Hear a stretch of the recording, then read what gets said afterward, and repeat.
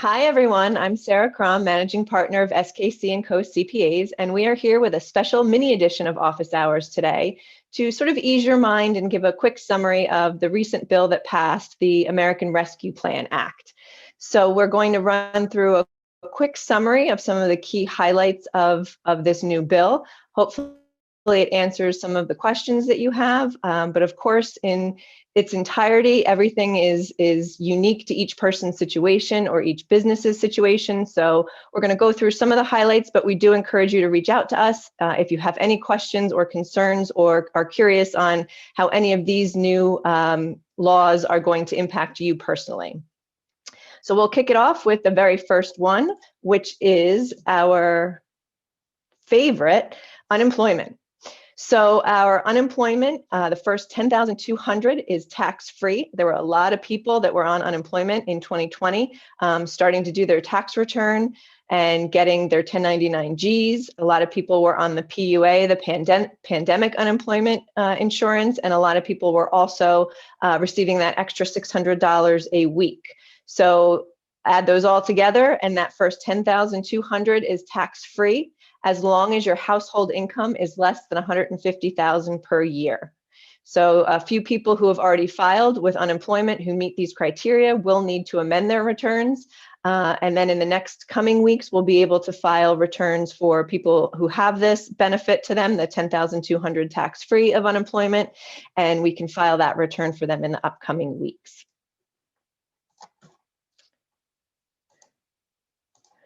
We also have the recovery rebates. I refer to this as stimulus round 3.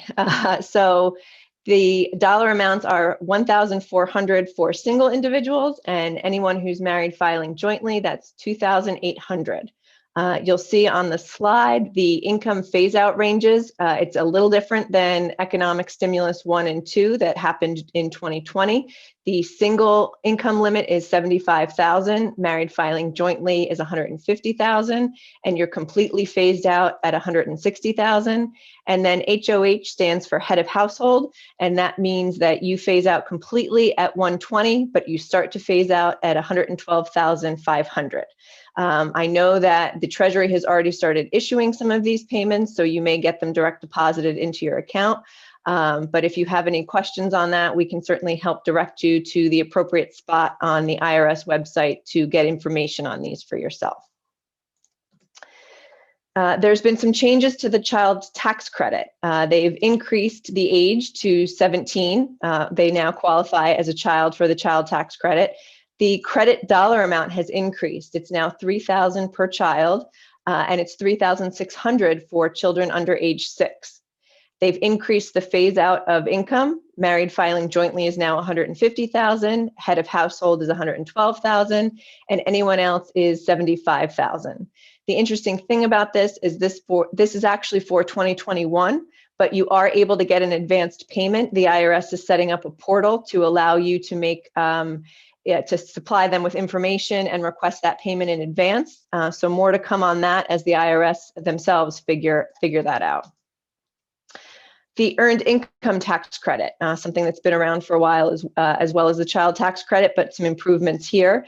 The minimum age has been increased to 19. Anyone who's a student, that age is still 24. The maximum age limit has been eliminated. The disqualification for investment income has been raised to $10,000. And you're allowed to temporarily use your 2019 income to qualify for the earned income tax credit. And then they've also increased the income phase-out limits for individuals who are eligible for the earned income tax credit. The child and dependent care credit, again, a credit that's been around for a while. This is effective only for 2021. It's a refundable credit. It's worth 50% of the eligible expenses that qualify as child and dependent care, $4,000 for one qualifying individual or child, and then $8,000 for 2 or more. The income limitations start reducing the credit at $125,000, and then there's a special caveat that income over $400,000 allows the credit to be reduced below 20%. So if it pertains to you, please reach out to us. We'd be happy to help clarify if you're eligible for the new child and dependent care credit. The family and sick leave credits, this was something that came around in 2020 with some of the previous CARES Acts and other coronavirus relief bills. This has been extended to September 30th, 2021. What it has done is it's increased the limit on the credit for family leave to $12,000. It's also allowed self-employed individuals to calculate the family leave credit using 60 days. It was previously 50 days for self-employed individuals. And the paid leave credits are now allowed for anyone who is either getting a vaccination or is recovering from any side effects of the COVID-19 vaccination. So to me, that means the government is very much interested in the population being vaccinated. And so they've allowed the COVID-19 vaccine days or any days for recovery to be included in this family and sick leave credit that the employer gets. Again, this was originally just for people who were caring for children, who were home because of the shutdown, or people who had coronavirus themselves, or who were caring for someone who had COVID-19, but now they've expanded it to also include situations involving the vaccine. And another important part about this is that the overall number of days that you're allowed to take on this family and sick leave credit is actually resetting. So after March 31st, 2021, people are allowed to restart the clock, so to speak, on the 10 days that you're allowed to take in any given year for the family and sick leave credit. Some additional information that is relevant, but there's not too much detail out there about it yet. The employee retention credit, which is a huge thing for employers who are keeping their employees on the books, even though they've seen either a shutdown or a revenue reduction. That has been extended through the end of 2021. Student loans, this is something that I think they slipped into the bill for future legislation. The gross income that you would normally include in your taxable income for any discharged or forgiven student loan debt is not going to be taxable to anyone from December 31st, 2020, all the way through to January 1st, 2026. So what this tells me is that there's going to be some new legislation down the road to maybe cancel some student loan debt that's out there. I know President Biden sort of ran on that as one of his platforms. So this is, I think, a precursor to more legislation about that. And we know that if that does go through, that income to the student loan recipients will not be taxable. An important piece about the dependent care flex spending accounts that most of our cafeteria plan holding employers have. There's been an increase in the amount that you can contribute for 2021. So single or married filing jointly can contribute up to $10,500, and married filing separately can contribute now up to $5,250.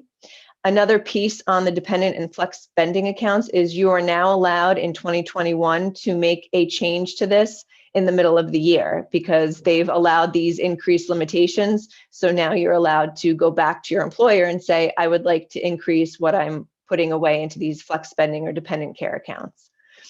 And then finally, again, on the employer side, there's a COBRA subsidy in this new bill. So basically anyone who's lost health insurance coverage for up to 6 months from April 1st, 2021 to September 30th, 2021, who would normally be going out on COBRA, there's now a subsidy from the government to cover 100% of those COBRA costs. So again, a benefit to anyone who's unfortunately out of work during that time frame. That's the summary that we have for you today. Again, I know it's a lot of information, as with many of these bills that have been passing over the last year or so. Again, if there's any questions or concerns that you have about these, please feel free to reach out to any one of us at SKC. We're happy to answer your questions or apply some analysis based on your individual situation. So thanks everybody for joining us, and have a fantastic day.